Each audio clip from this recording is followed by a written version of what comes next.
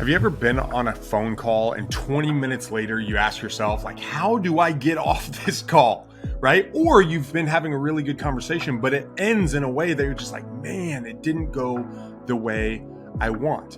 You see, when you're on a phone call and you communicate from the beginning the right way and you frame the call correctly, you can lower anxiety to the other person on the other end of the call. Heck, you can lower your own anxiety by setting the direction of the call. And on this, I want to talk about how you can talk to motivated sellers about selling their home, decrease their anxiety, and set them up to get exactly what you want at the end of the call. And all of that starts by framing the call to go in the direction you want it to go. Guys, my name is Ronald Walker, your host here at Forge to Win. I created this YouTube channel because I want you to have the tools and the skills necessary to become a real estate investor.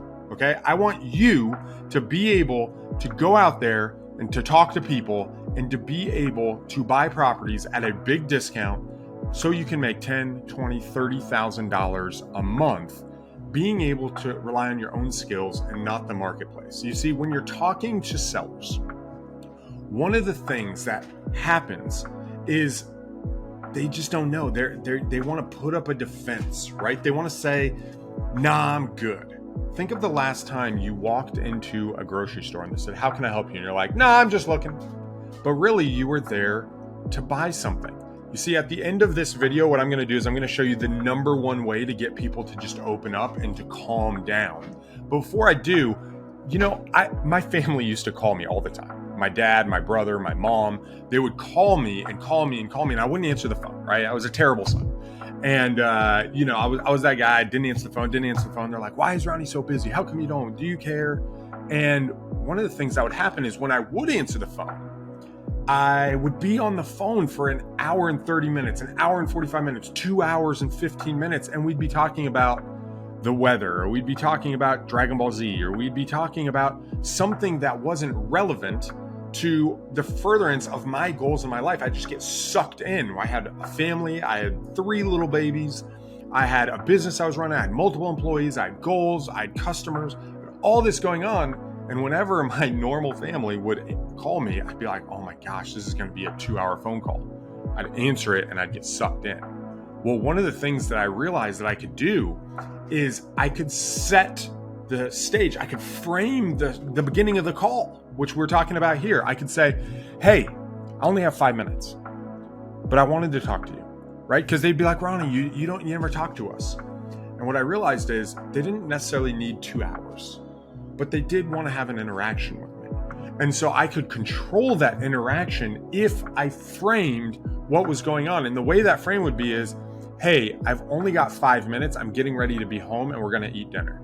Hey, I only got 5 minutes. I just got off the phone call and I've got to call another guy, but I wanted to call you back. Hey, and what I would do is I would set a time frame. So the very first thing when you are framing a conversation with a seller is give them a time frame. Give them an estimated time that they're going to talk to you further and what that's going to look like.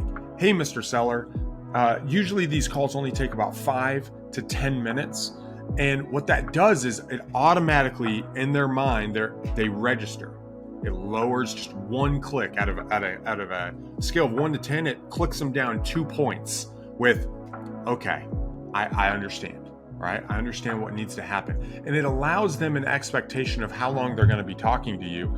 And that expectation allows them to organize the next steps and they don't feel like they're getting sucked into a 30-minute conversation, right?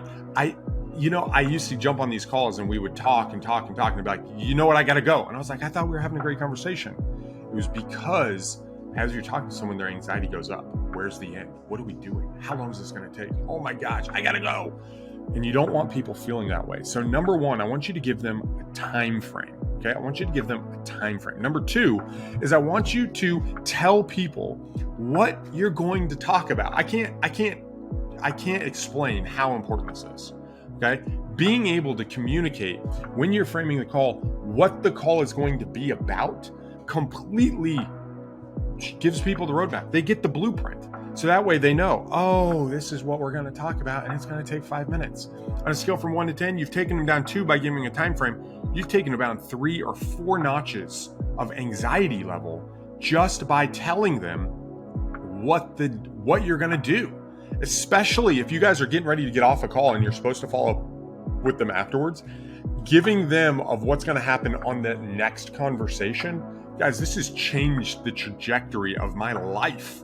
Being able to tell people this is what I'm going to do when I call you next time. The amount of people who answer has skyrocketed that they want to actually talk to me.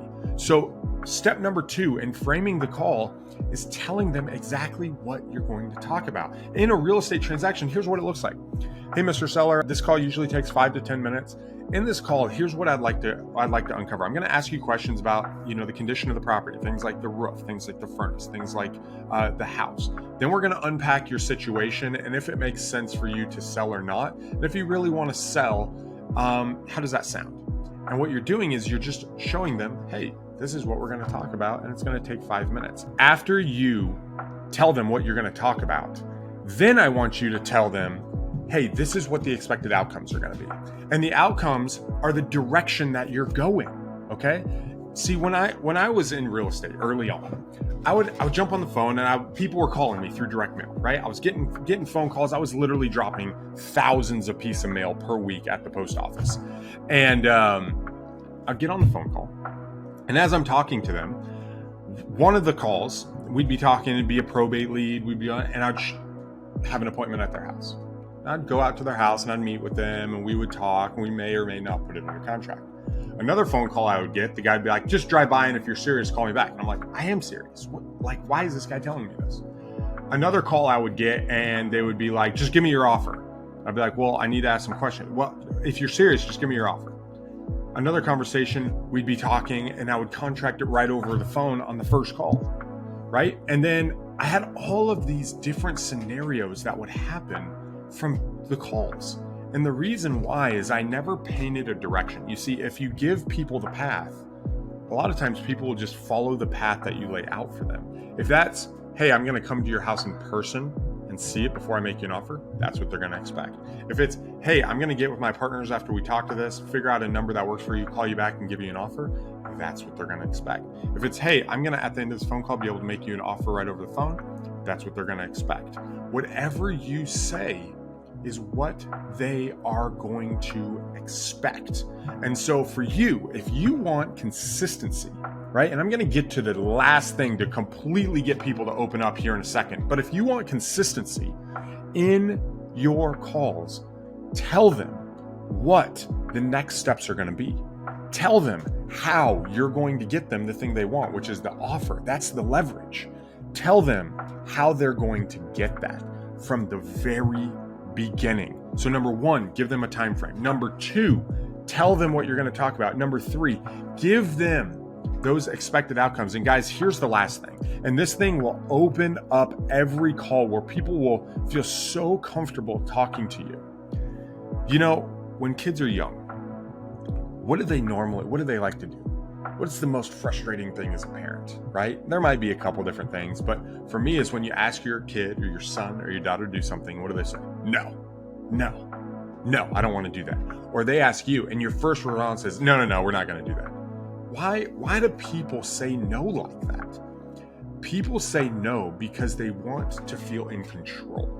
They want to have comfort in what they're doing. Sometimes saying yes is a boundless open jungle that you have to walk through. And sometimes just saying no, just shutting down, is the easiest thing, and it's the easiest thing to do. So at the end of your call, guys, here is the final thing, is I want you to tell your prospect that it is okay for them to say no to you. Hey, Mr. Seller, if this doesn't work out and you don't want to sell, that's totally okay. Just tell me no harm, no foul, I'll go away. I won't follow up with you forever. Hey, Mr. Seller, if you don't want to do this, we know we gave our best shot. It's no worries at all. Hey, Mr. Seller, you probably, if you don't want to do this, that's okay. Here's what I'll do. I'll recommend you to a realtor if you want. If not, no worries. We can jump off the phone. I don't want to waste your time and hound you.